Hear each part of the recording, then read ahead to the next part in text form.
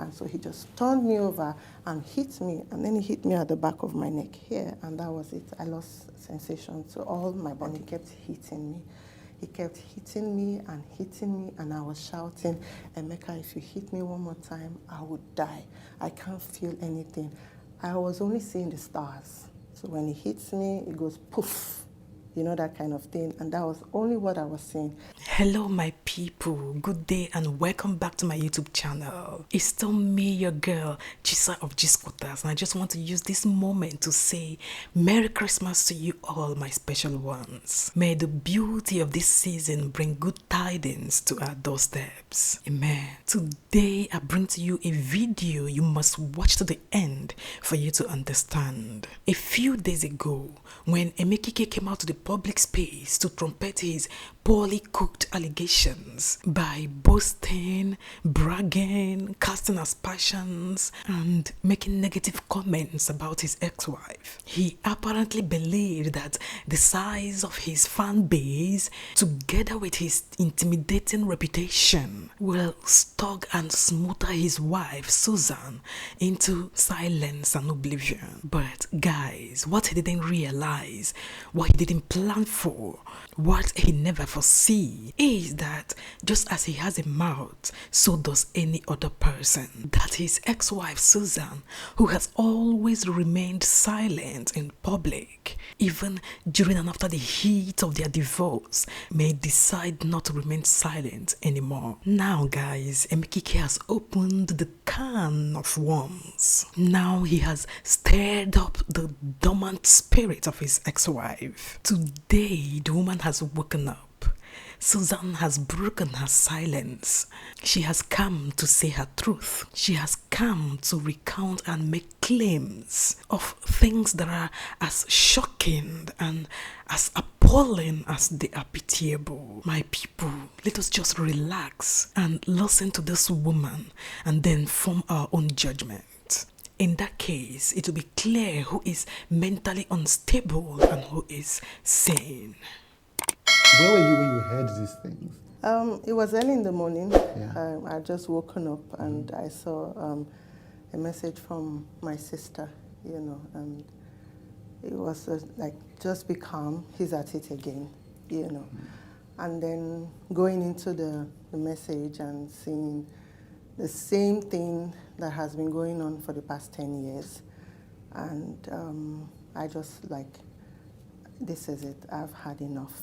You know, I need to put an end to this, you know, because I feel like I kind of ran out of an abusive relationship, but I'm still under abuse for the past 10 years because I've tried to move on with my life. I've tried to build my life from scratch, you know, but this person just keeps going to the media space to bash, you know, defame me and cook up lies and just say things that never existed or, you know, something that he has built up on, you know. So I just decided it's time to speak up.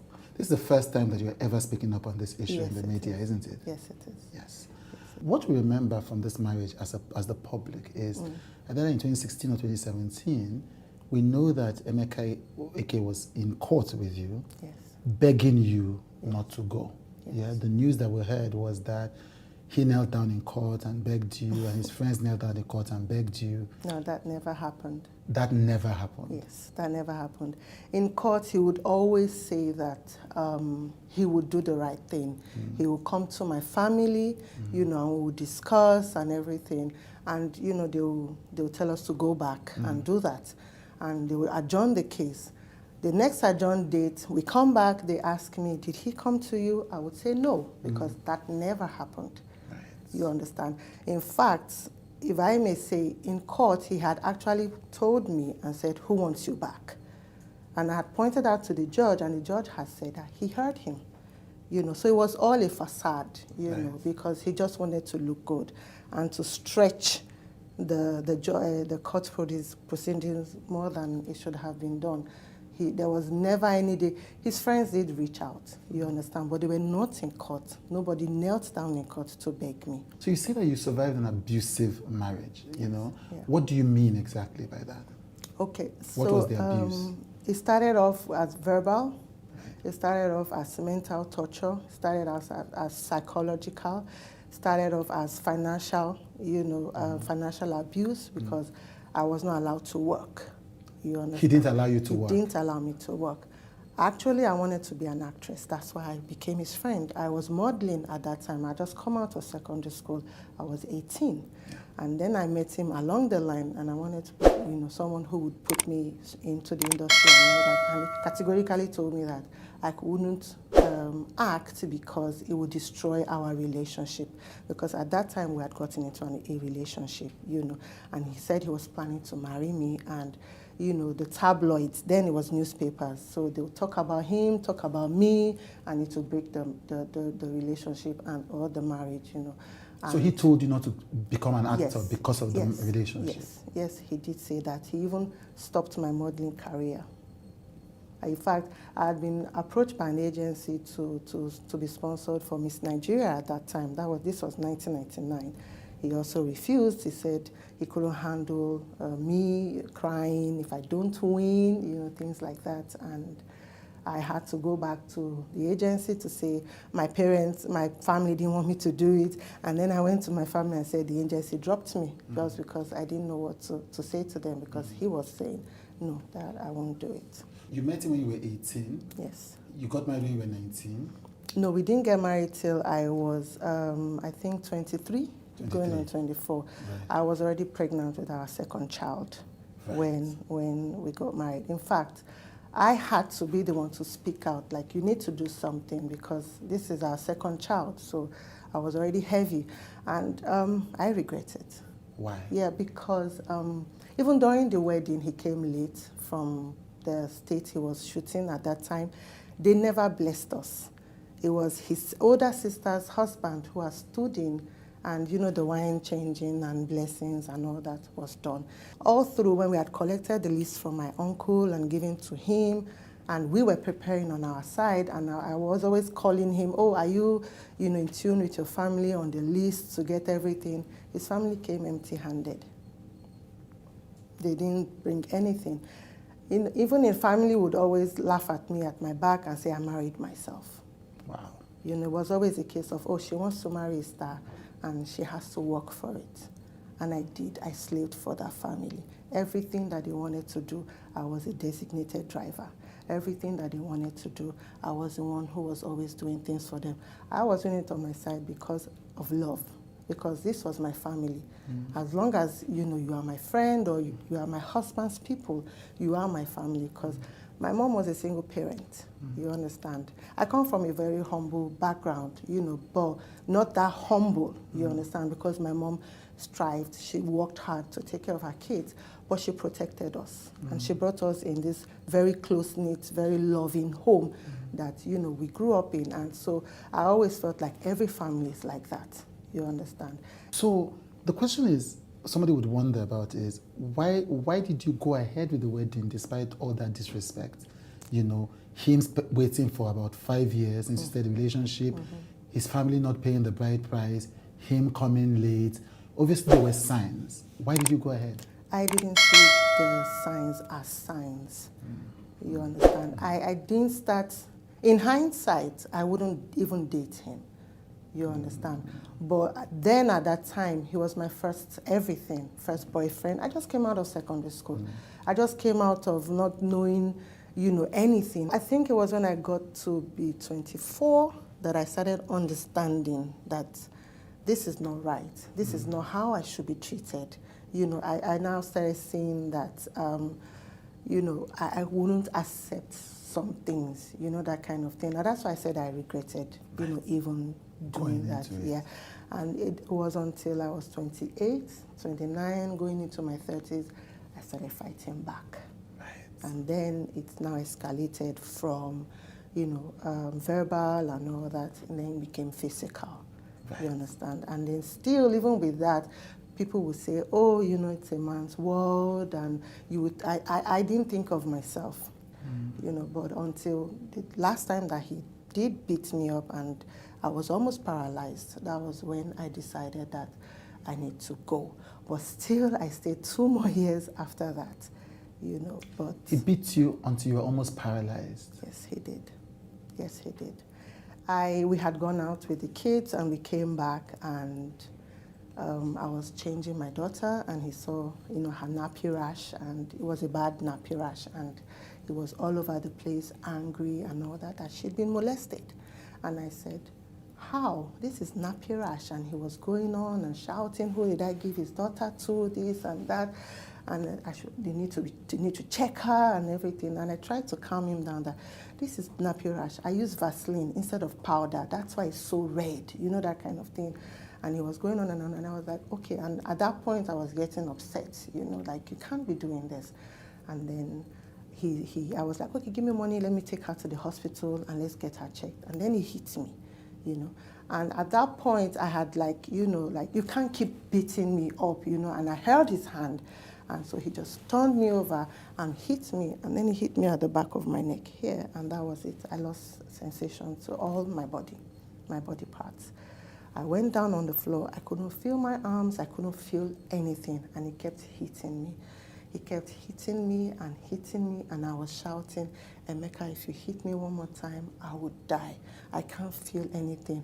I was only seeing the stars. So when he hits me, it goes poof, you know, that kind of thing. And that was only what I was seeing. I could talk, I could hear, I could see, but I couldn't feel. This was in front of our kids. This was in front of his PA at that time, Debola. And I was, you know, trying to move my body. My body wasn't moving, you know. So when he realized himself, he got up, he walked out of the house. And I was there for like 10, 15, 20 minutes, I don't know. I was still trying to move my body. And then I felt this sensation all over, like a million pins, you know, poking me, pricking me and everything. And I think the nerves were beginning to connect or something, you know. And then I got up. And that was when I saw the boy, Debola, peeping from the door. I guess he had told the boy to come and check if I died. You know, that kind of thing. And then I spoke the boy's name. I said, Debola, and the boy ran out. I think he didn't want to come close so that they don't say he's the one that killed me or something. And then I heard his car drive off. And I picked my children, and I ran to a friend's house. He's denying it, but there are people that I run to their houses every time he beats me up. People that I run to their houses in the middle of the night. People that I run to their houses and I collapse. All this happened, and they are living witnesses. I have pictures. I presented those pictures during the divorce. I still have those pictures, but I'll only give my evidences in court. Right. So he, wow. For the kids' well-being, you have him have custody of the children, Yes. and the court determined that and said you could Yes. have access. Yes. And my lawyers had advised that it is a high court, because this was customary court, because we were only married traditionally. It was only that traditional marriage that we had. We never did the, you know, formal one of going to the registry, because he always has one woman out there who wants to give him American papers, or who wants to give him this paper and that paper. But I never consented to it, because I would always say, you go there and you marry these women for papers. In front of God and the minister, you're not saying this is fake, this is for paper. So he keeps the children away from you as some kind of punishment after the divorce? Yes. And then tells them that you have abandoned them? Yes, yes. When I reconciled with them, I didn't want to come out and say, oh, I'm here to get you, you know, I'm your mom and this and that. I have custody of you, because I was awarded sole custody of the children. Well, I had to build my relationship back with them and let them, you know me again. My daughter didn't recognize me. She thought the other lady was her mom, because she was 2 when she was taken away from me. When I had left with my 2 younger kids, because I felt they still needed me. You said this marriage was abusive almost from the get-go. So you mentioned it was financial abuse, there was verbal abuse, there was emotional abuse. Yes. What do you mean by verbal and emotional abuse? You know, insults, putting you down every time. So you had a terrible temper? Yes. When I got out and I was in a friend's car, I didn't know I used to sit like this. And that was because of the lashing. I jumped out of a moving vehicle before. I've attempted suicide 3 times. Because of your husband? Yes. He's not saying all these things. The pastors, the church will send pastors to our house. And he's out there, I'm in the bathroom, I want to slit my wrist, I've bought pack of blade, and him and the pastors are out there banging down my door, banging down the bathroom door. You understand? Because it was, you know, somehow I preferred physical. I preferred him to beat me than to say things to me. So the words he was saying to you were so horrible that you wanted to take your own life? Yes. He would describe you in like you are an imbecile. He would describe you like you are not worth anything. And when did the physical violence start? That started, like I said, when I started fighting back. Because, and I think he did feel that I was growing wings and I needed to be, you know, clamped down. So that was when it started. There was a time we went to the hospital, my child was sick, and we didn't have money, you know, and I was trying to negotiate with the hospital if they could, you know, treat the child and we'll pay later. And it was taking a little bit of time, you know, and he just came in and was yelling at me, "You're a fool, you don't know how to do things. What, all these people, you can't even talk to them. Who are they? They are beneath you, and you're allowing them to do this and do that." And I got upset, and I was like, "Why are you being a jerk?" You know, and excuse my language. And I went off into the car to sit down, and immediately he was coming into the car. His punch was the first thing that I was seeing on my jaw. Right in front of people in the car park, you know, so things like that. You dare not speak back. You dare not look him in the eye and talk when he's at it. It was always, you know, you have to do this, you have to do that. I made you. You made me. I was 18. I was pregnant with 2 of your kids when I got into the university. Yeah, I'm grateful for that, you understand, but that didn't mean that I have to be under you. I needed to be somebody of my own. I needed to have my own path in life. But he wouldn't accept anything. Right.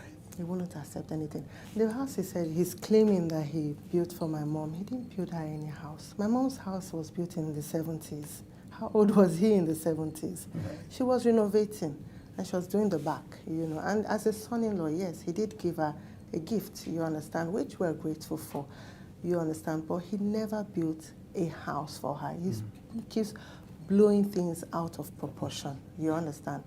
And then the school he's claiming about, I mean, we didn't spend that much money. So you spent 450 million naira went down the drain. That's the new amount now. It used to be 100 million. Now it's 480 million. The school didn't cost us that much. We were still owing the owner of the house. We had leased the building for 10 years because it wasn't really completed, and we're going to complete it and, you know, do other things and then make it suitable for a school and all that. But we didn't even complete the building, you understand. So, you know, we wouldn't have spent about 30 million, 20 million, you know, but for publicity's sake, you know, at first he was claiming it was 100 million. And now I don't know where 480 million is coming from. Is it perhaps that it was paid in dollars and so he's in the exchange rate? No, okay. It wasn't. So the school thing, so he says that you took his school. Let's take the allegations one after the other. Okay. He says you took the school from him. Is that true? I left in the middle of the term. Right. I left in October. The school ran till full term, and they were dispersed. I don't know. I was not in the picture. So you don't know what happened to this school? I don't know what happened. I only found out that he didn't resume the school in January, and he had moved with the children to Abuja. Right. So I never knew. About this school. I don't know. Then he says that he went to the UK, to the US with a luggage, and by the time he came, you had swept everything clean from him. Okay. So at that time, we didn't have money. Okay. The landlord had kicked us out of the house. The time we were given had come to an end. Right. So we decided to move some things to the school compound because we still had space, you know, we were still building, it was not filled with children and all that, so we had space. So I moved some things into the school compound, and I was living with his mom. I was sleeping on the floor with my kids in his mom's small apartment. You understand? So I'll come from Isolo to Magodo every day to run the school. So that's where the move is coming from. You understand? But at that time, I had planned to leave. Okay. So he traveled. Well, he was within Nigeria, he traveled to. Okay. So when I was moving, I selected my things and kept them aside with my 2 younger children. Right. You understand? Yeah. So when he landed and he called me to tell me he had landed, and I said, I've moved out. And he said, is that what you want? I said, yes. He said, let's keep it quiet. I don't want anything in the media. I don't want to, anything. And I said, okay, no problem. And I've been keeping quiet for 10 years. He has been the one doing all the talking right now, He says that you assaulted his mother. Yes. Is that true? No. What happened? That's quite the opposite. Okay. So I just given birth to our last child, and his mom, was coming to help out. And his mom will come Monday to Friday. She leaves on Friday that she must go to church. She must attend her church. So my mom comes Friday to Monday. My mom will leave in the morning on Monday morning. There was this one day his mom accosted my mom as my, we're all out there in, talking and laughing and all that. My mom then picked her bag and said she was leaving. And by the time she got into the middle of the compound, his mom jacked my mom's clothes and was shouting and saying my mom has stolen her son's money again. My mom should give her her money. She needs her money. She wants to do things. She can't do anything. And my mom is here stealing her son's money. And she tore my mom's clothes, and my mom was naked. And my mom was like, can you find your son's money on me? My mom emptied her bags and everything and, trying to say that I don't have any money on me. Which money have I stolen? You understand? And I got upset and I told her, Mommy, I am tired. I am tired. You can have your son back. And I picked my kids and I left. The next day, he called the pastor, they called me, we came back, and his sister was there and, ranting. She would have beat up my mom if my mom was still around, that my mom beat up her mother. And I was like, I don't understand. And she said, yes, that's what they are saying. And I was like, no, that never happened, And his mom, after everything, had told me that Emeka was the one propelling the beating part, that she never told anybody ever beat her. So Emeka's mother said she never told anybody. She said she never said anybody beat her, that he, my husband, was the one that was propelling it, that she was beaten up. What you're describing is a deeply toxic situation. This is what I lived. This is what I lived 14 years of my life. Now, there's also the other allegation of his properties that you essentially have taken away. When I left, I only took my clothes, my international passport, my certificates, my 2 children and their clothes. That was the only thing I took. I'm not in possession of his properties, where I did know their locations and all that. But how would you sell somebody's property if you don't have the papers or documents? So you don't have any land documents? I don't have anything. He's the one who, I have heard, has been selling off his properties. We couldn't even finish our buildings and all that because of his drug use. We couldn't make things out of life. We couldn't do anything with, we couldn't plan. We couldn't go ahead with our plans because of his drug use. So he had a drug problem? Yes. When you say drug, what do you mean by drug? Well, I didn't know he was taking drugs. It was when my kids came back, they told me their dad takes drugs. What kinds of drugs? Meds, whatever. They said they found his paraphernalia, And that made me realize why money would finish, why we'll plan and say, okay, this money is coming in. We need to do this. We're going to do this. And all of a sudden, money is gone. You've just described him as a drug addict, essentially. Yes. Do you think the drugs that you've alleged contributed to this entire lack of peace? Yeah, he might have. I'm not a medical person, but I think he might have. Even when I found out that he used to smoke marijuana, I kicked against it. What he said is what makes him sane. He said it's what calms him down. And he tried to make me understand that it's medicinal, it's, it's okay, and, he needs it. But I don't know. What made you keep coming back? This is a man who, you've described that he beats you in front of your children. He beats you in the car park in front of the hospital people. He called you stupid and dumb. His sister and his brother had attacked you. What made you keep coming back to that marriage? I don't know. Because, how do I put it? In hindsight, I think it's grooming. It's grooming. And he was threatening to kill me. This man almost poured hot cooking oil on me at the time. He will carry knife and he will be walking up and down the house. I'll just kill you and nobody will know. Nobody will find out. I'll just finish you off. And the day he carried the hot oil, if I did not howl, I had to howl and clap my hands. And then he dropped the hot oil and he walked out and he was still even bragging and everything. And I was on the phone with my sister crying and, he just poured hot oil on me. And myself like, no, he's only bragging. He's only trying to, he won't do it. That was all I kept hearing. Speaking about friends, he said that some people were blackmailing you. That's why you broke up with him, or that's why you had the divorce. I don't know. I don't know anybody. I don't know any such. If he claims I took his properties, go to court. When my mother died, he arrested me. My mother was 2 weeks in the mortuary. I was in SAS, Ikeja, area F, Abi area H. No, after I had left, you understand. He said I absconded with his children and everything. It was the boss of the police who had told me that he can always arrest you. He can harass you because he's still your husband. If you don't want him anymore, you need to divorce him. So immediately I came back from my mom's burial.